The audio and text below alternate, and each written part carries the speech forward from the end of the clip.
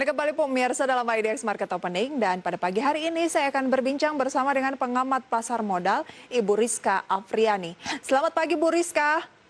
Selamat pagi Mbak Prisa. Terima kasih banyak untuk waktunya pada pagi hari ini. Indeks harga saham gabungan langsung yang ingin saya ulas karena kemarin ini longsor 2% begitu ya. Seiring dengan ya bursa Asia juga semuanya koreksi. Tapi Nikkei dan juga Kospi pagi hari ini ada tanda-tanda pembalikan arah, yaitu pembukaannya cukup menguat. Peluang dari IHSG pagi ini kira-kira akan seperti apa? Mengingat ini satu hari nih jelang kita mau libur Natal. Iya, kalau kita lihat bahwa memang sentimen dari global ini juga cukup mengkhawatirkan terkait dengan turunan dari COVID-19. Ada virus baru yang terjadi di Inggris. Ini kan tentunya juga kemarin sempat memukul pergerakan indeks di US. Kemudian juga kita lihat di bursa Eropa itu juga rata-rata mengalami penurunan. Kemudian yang untuk sebelum akhir Natal ini kita lihat bahwa ada peluang potensi kenaikan IHSG dengan adanya kemarin reshuffle kabinet, sehingga reshuffle kabinet ini dinilai oleh pelaku pasar ini lebih optimis, mengingat bahwa Jokowi cukup cikatan atau tanggap dalam hal ini. Kita melihat bahwa kemarin juga memang ada 2 menteri yang sebelumnya menjadi tersangka, dan ini segera dilakukan evaluasi kembali oleh Presiden Jokowi, sehingga 6 nama baru yang menduduki posisi menteri ini dinilai juga menjadi gairah untuk pasar nanti ke depan. Oke, jadi menurut Ibu Rizka pasar merespon positif sikap tanggap dari Presiden begitu ya, yang segera mengganti kabinetnya ketika dinilai akan lebih baik begitu ya kalau diisi dengan yang baru seperti itu. Dan dengan posisi-posisi yang baru saat ini, dengan orang-orang yang baru di kementerian, market meresponnya lebih ke arah yang positif ya? Betul. Oke, ini lebih mengapresiasi sikap tanggap dari Presiden ya? Iya. Baik, kami punya emiten update yang ada kaitannya nih dengan reshuffle, pemirsa. Bisa Anda saksikan di layar televisi Anda. Kami punya ada informasi sekitar 4 emiten update pada pagi hari ini, di mana Jokowi tunjuk Sandiaga Uno jadi Menteri Pariwisata, saham Saratoga atau SRTG ikut melesat.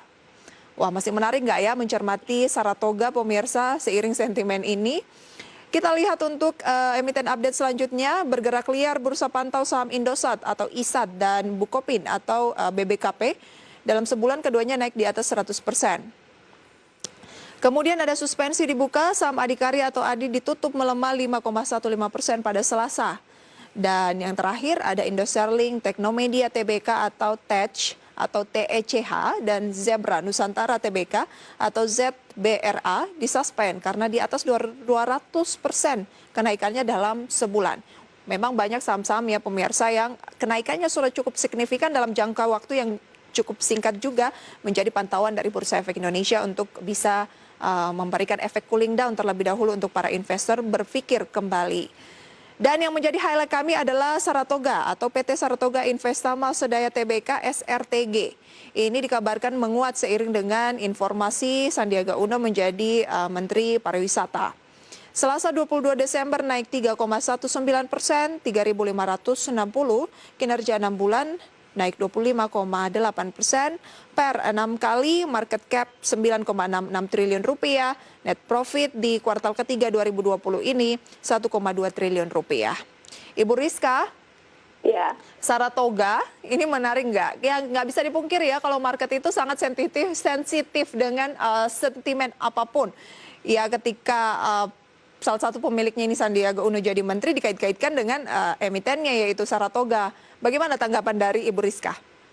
Iya, ini juga kalau kita perhatikan memang bukan hanya saham Saratoga, tapi ketika Pak Erik diangkat jadi Menteri BUMN, saham Mahaka atau di sini kode sahamnya ABBA itu juga mencatatkan penguatan. Jadi memang sentimen positif atas diangkatnya Pak Sandiaga Uno ini turut menjadi penggerak untuk saham Saratoga. Kalau di saat sentimen itu memang tidak berjalan lama, sehingga kita bisa ambil peluang untuk memanfaatkan trading dalam jangka pendek untuk saham Saratoga.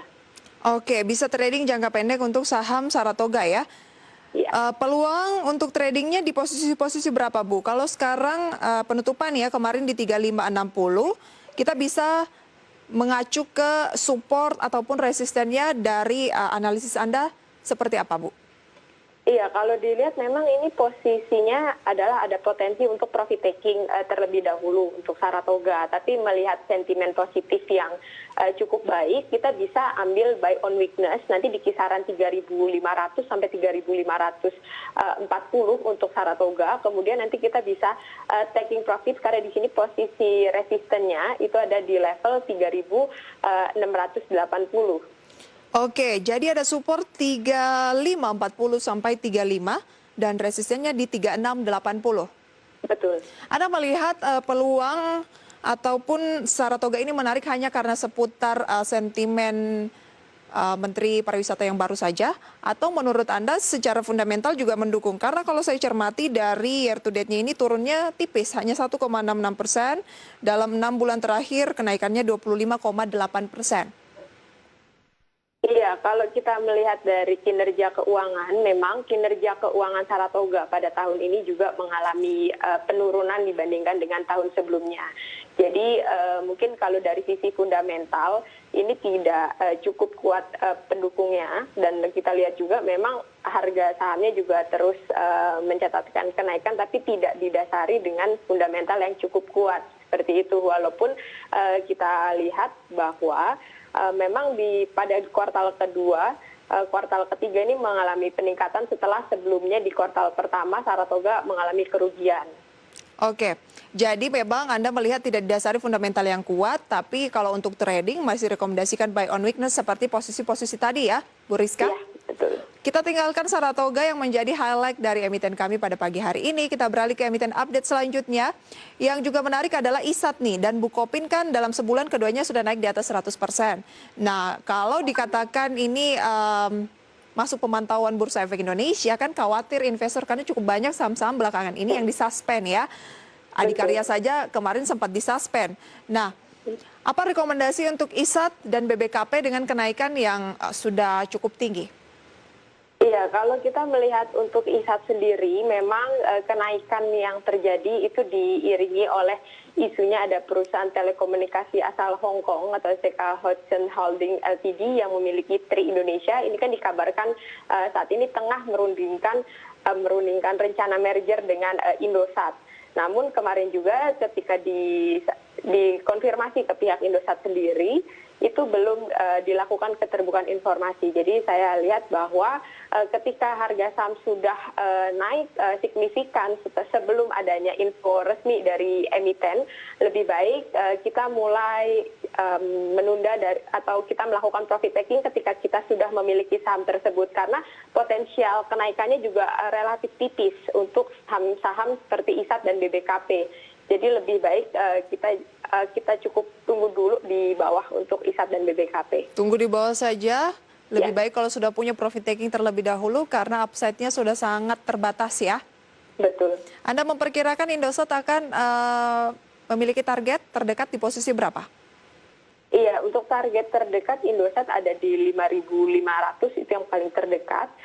Kemudian, tapi di sini saya lihat ada potensial penurunannya yang lebih tinggi. Jadi penurunan ini Indosat bisa berpotensi kalau seandainya udah turun dari level 5.000, ini bisa kembali lagi Indosat ke level 4.800. Oh, ada peluang balik lagi ke posisi 4.800 dan bisa saja 5.500-nya ini tidak tersentuh, tapi langsung turun ke 48. Jadi waspada ya.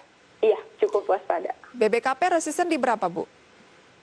Untuk BBKP sendiri resisten di sini ada di level 670. 670? Iya, dengan level supportnya di level 590. Supportnya di 590 ya? Iya. Oke, itu dia untuk BBKP dan ISAT yang mulai dipantau bursa lagi nih, karena kenaikannya sudah di atas 100% pemirsa dalam sebulan terakhir, artinya dinilai cukup tinggi. Kita ke Adikarya. Ini suspensi dibuka kemarin ya, saham Adi ditutup melemah 5,15% pada Selasa. Dengan suspensi yang dibuka kemudian terjadi pelemahan, apakah ini artinya orang sudah mulai keluar dari emiten Adikarya? Kita melihat bahwa sebenarnya ini lebih kepada cooling down terlebih dahulu. Ini baru profit taking bisa dikatakan juga masih cukup wajar, walaupun ini penurunan sudah 5%. Karena dari investor sendiri melihat bahwa kenaikan saham Adikarya ini kita lihat dalam 3 bulan terakhir itu sudah naik sebesar 187%. Jadi memang ada kekhawatiran di sini bahwa potensi Adikarya untuk naik lebih tinggi itu masih atau sudah cukup terbatas sehingga investor melakukan profit taking. Jadi kalau kita lihat untuk saham Adikarya kan memang dari katalis positifnya sendiri itu ada pembentukan sovereign wealth fund yang tentunya ini akan mendorong kinerja dari sektor-sektor konstruksi. Jadi untuk saham Adikarya, kalau saya lihat kita lebih cenderung untuk kita tunggu di buy on weakness di kisaran 1.300 sampai 1.400 kita tunggu di level tersebut baru kita masuk. Buy on weakness ya di posisi 1.300 sampai 1.400. 1.300 sampai 1.400. Baik.